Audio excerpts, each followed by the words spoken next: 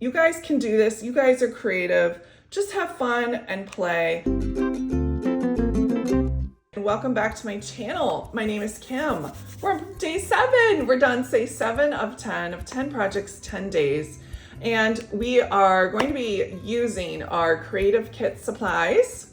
And I say we, because you're here with me. We together are going to be using the Creative Kit, putting together my journal August. We're working way ahead of time using the Flutterby kit.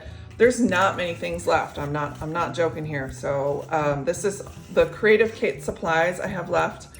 My washi tape book, there is probably a fourth of it left. I do have quite a few of these tags. And then of course we have our reusable stencil and stamp that are used interchangeably.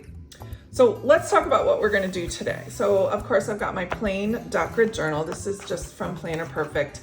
I did receive it, I did purchase it for May. I think it was May. And I'm gonna be using it for August because it kind of goes with the watercolor theme and the colors look great. What I've got done so far, I went in nice and strong for this first little layout. I am using the Sachihara inks. These are the cute little Sachihara pads. I love these. I also have some Distress and some Versacolor. And what I've done is taken the daubers, love me some daubers, tapped in there and did a little watercoloring. And then went on top of it and used some stencil. I can always, there we go. There we go. Like, nope, there. It takes a little fiddling, but I should put a permanent marker and say this is where that's a great idea. Let's go ahead and use my Unipin and we're just gonna, that is where the little antenna goes. So now I know. I did put the date stickers. Now the number stickers are from the main planner kit, but I really wanted something muted because the rest of it is so loud and proud. So that is, and then these words are from a washi book, one of those square ones that I just cut out. All right, now here is Tuesday. Again, here's a washi square, and because it cut off here, I'll show you. Because the washi tape book stopped right there, I just took the same Unipin, because these are permanent. I just wrote on the paper. Actually, I did a little daubing first, and then to kind of bring that green down. So I don't know if you can see that I wanted to like mimic the green. And then this is a washi strip book one as well, one of these. I just cut it into 1/4" sections. And then you can see here, I did the stencil and then I just added the antenna. So obviously the background is the daubers as well. I have a love-hate relationship. I went and did all of this and then I added this and I'm like, oh, I don't know if I like it, but it is what it is. It's again, one day of my life. I don't have to look at it, but I did use some of the die cuts from the Creative Kit, washi square again, and then this is a washi strip from the planner sticker kit, and then I just added it here. This on this other side is when I use a sticky note like this, I just put it right here and then I just daub and then it gives me a washi tape strip.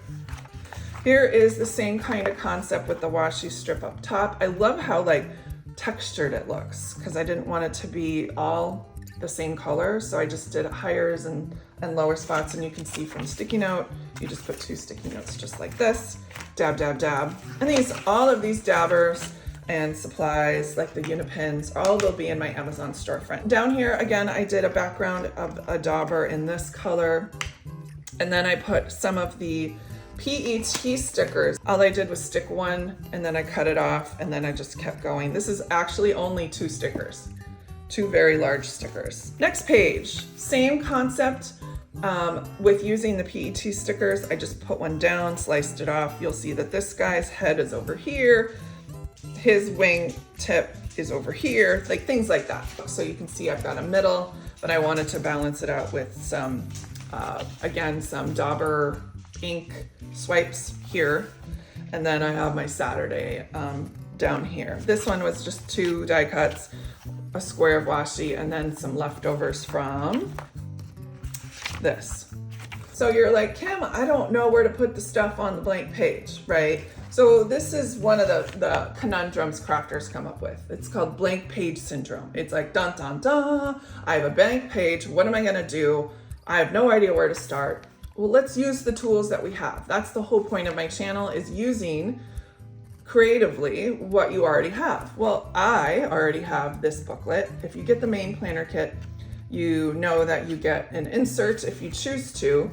And what I like to do is actually look within the planner to get some ideas, okay? So this concept for this, if you kind of look, is this down here, okay? It had a soft background with the pink, and then it had a bunch of bold colors all in the middle, and then the middle is kind of a little higher than the rest. Now I have reordered my pages of my Traveler's Notebook, so it's not always cohesive a way across the way it was meant to be, but I kind of like it because let's turn the page. So these two pages were not meant to be next to each other, but they work. They worked really well together. So you see the sidebar look familiar, right? So I'm not necessarily always just looking at the designs. I'm looking at what's behind it, where is it positioned on the page. And sometimes I go so far as to make a little template. So you have my planner pages, and then I'm like, okay, that section has words, and there's a junk over here and junk over here.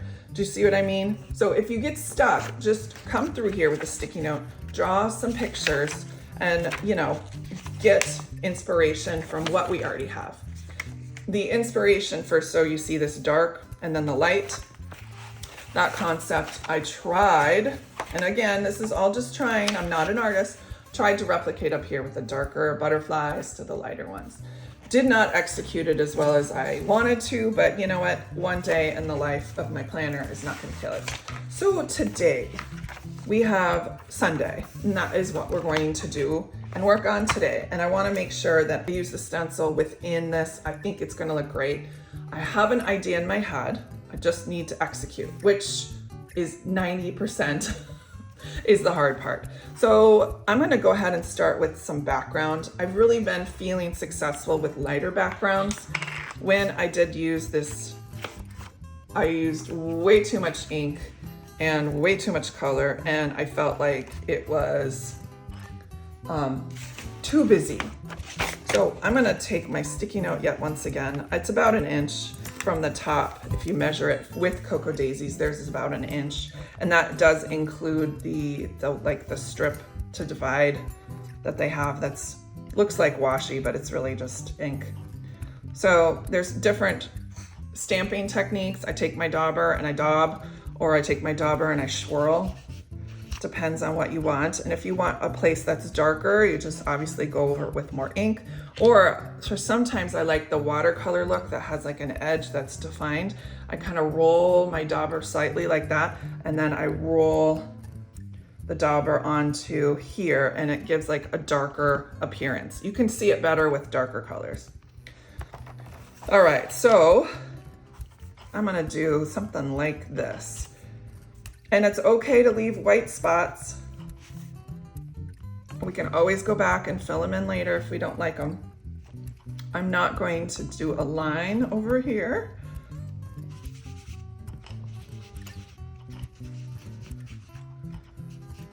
This is just a nice little blush pink.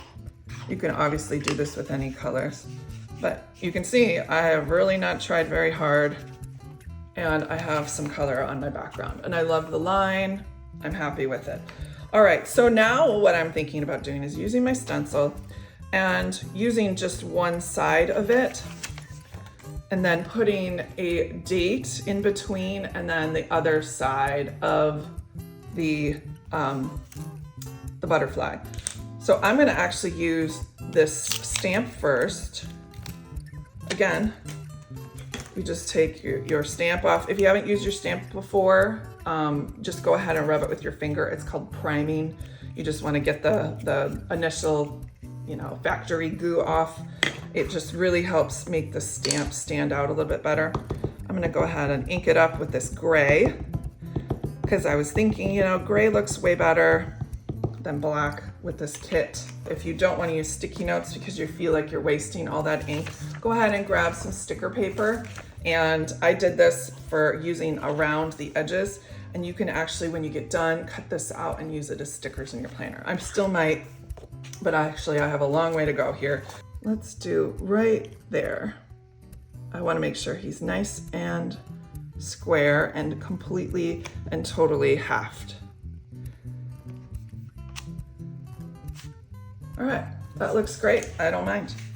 And now, while that's getting dry, let's find our, this paper does a great job soaking it up. Let's do Sunday, and we need our number. And at this point, I've already forgotten what day of the week it needs to be. The 3rd. I should have just looked here, duh. So let's put this here. You know what, maybe I want, yep, that's what I want. I'm gonna put this here. And then I'm gonna put the 3 underneath. And then let's go ahead and ink up our butterfly again. Use a little pencil so I know where I'm going. I am not a professional stamper, nor profess to be one. I just like the way it looks.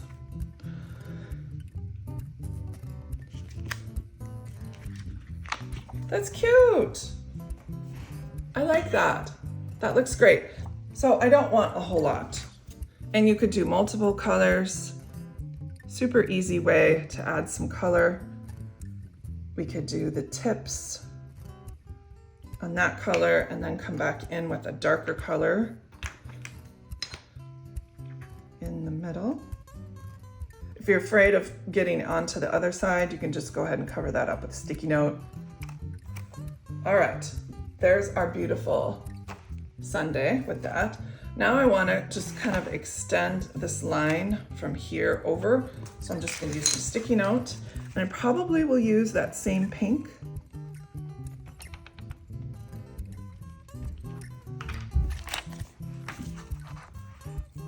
Here's the big reveal. Ooh, that looks good. I did goop a little bit over here. I'm not really worried about it. If you really want to, you can come back in and do a little bit of blending, but you just have to be careful not to get it on the stickers. I'm gonna come back in and do a little bit. So here, let's use some rub-ons. And just so you know, if you're using the rub-ons and you're using the ink, the rub-ons don't work well with the ink. They will not stick. So if you do want to use the rub-ons during this process, you need to put the rub-ons first and then come back around and use the ink around it. It's not going to rub off the rub-on, but you have to put the rub-on first because it doesn't like that ink.